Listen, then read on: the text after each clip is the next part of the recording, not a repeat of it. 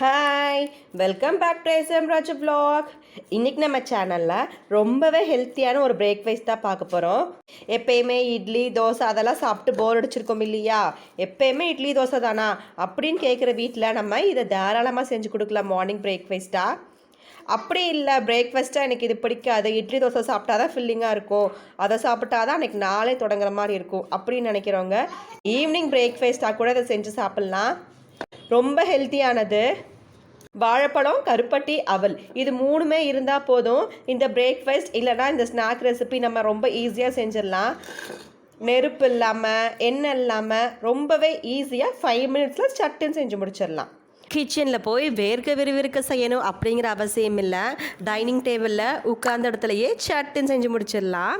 வாங்க இப்போ இந்த ரெசிபி செய்கிறது எப்படின்னு பார்க்கலாம். அதுக்கு முன்னாடி நம்ம சேனல் நீங்கள் இன்னும் சப்ஸ்கிரைப் பண்ணலை அப்படின்னா சப்ஸ்கிரைப் பண்ணி வச்சுக்கோங்க. கூடவே பக்கத்தில் இருக்கிற நோட்டிஃபிகேஷன் பட்டனையும் அழுத்தி வச்சுக்கோங்க. அவில நல்லா கழுவி 1/2 அன் ஹவருக்கு முன்னாடியே ஊற வச்சு எடுத்துக்கிட்டேன். ஒவ்வொரு அவுளை பொறுத்தது எவ்வளோ நேரம் ஊறணுமோ அவ்வளோ நேரம் நீங்கள் ஊற வச்சுக்கலாம். ஒவ்வொரு அவுள் பார்த்தீங்கன்னா ஊறதுக்கு ரொம்ப நேரமாகும். இதில் 1 கப் அளவுக்கு கருப்பட்டி நல்லா துருவி வச்சுருக்கிறேன். இதில் 2 கப் அளவுக்கு அவல் எடுத்துருக்கிறேன். அதுக்கு 1 கப் அளவுக்கு கருப்பட்டி எடுத்துக்கலாம். இதை நல்லா போட்டு மிக்ஸ் பண்ணிக்கணும்.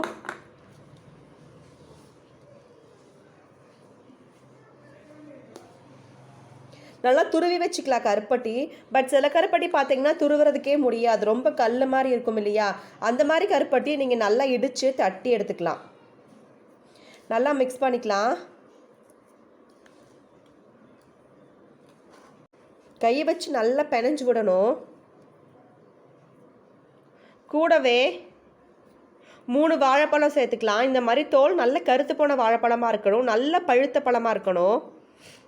குட்டி குட்டி வாழைப்பழங்கிறனால 4 பழம் எடுத்துக்கிட்டேன்.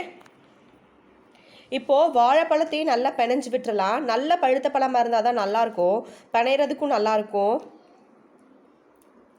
வாழைப்பழத்தில் எவ்வளவோ நன்மைகள் இருக்குது, ஏராளமான ஹெல்த் பெனிஃபிட்ஸ்லாம் இருக்குது. நான் இதுக்கு முன்னாடியே வாழைப்பழத்தோட ஹெல்த் பெனிஃபிட்ஸ் நான் போட்டிருக்கிறேன் வீடியோவா. இன்னும் நீங்கள் பார்க்கலன்னா கீழே டிஸ்கிரிப்ஷன் பாக்ஸில் லிங்க் தரேன், போய் பாருங்கள். இந்த மாதிரி நம்ம செஞ்சு கொடுக்கும்போது குழந்தைங்களுக்கு ரொம்ப நல்லது. கருப்பட்டியிலையும் நிறைய ஹெல்த் பெனிஃபிட்ஸ்லாம் இருக்குது. பட் நீங்கள் கருப்பட்டி இல்லை அப்படின்னா நீங்கள் நாட்டு சக்கரை சேர்த்துக்கலாம், அப்படி இல்லைனா வெல்லம் கூட சேர்த்துக்கலாம்.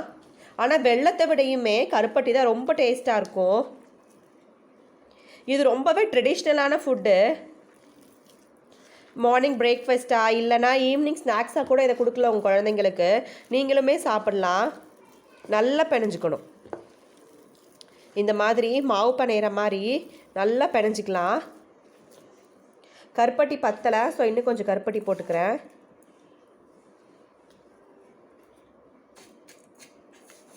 கருப்பட்டி கட்டுக்கட்டியாக இருந்துச்சுன்னா சாப்பிடும்போது வாயில் அதுக்கு அடிப்படும், அது நல்லா இருக்காது இல்லையா?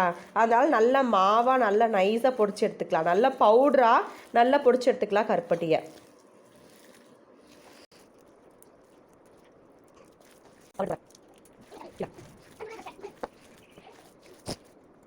கொஞ்சம் கொஞ்சமாக 1 கப் கருப்பட்டி ஃபுல்லாகவே நான் போட்டு பெனஞ்சிட்டேன்.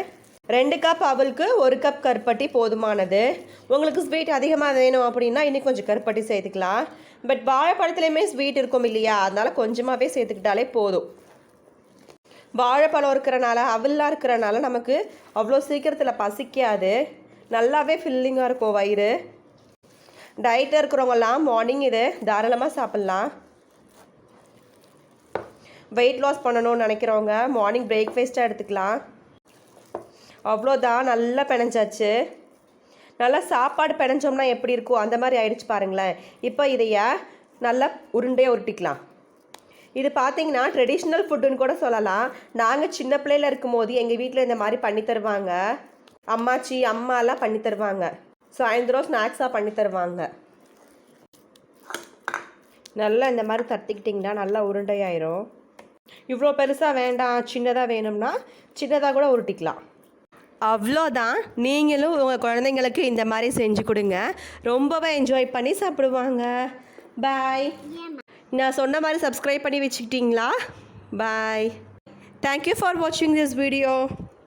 See you in the next video. Bye.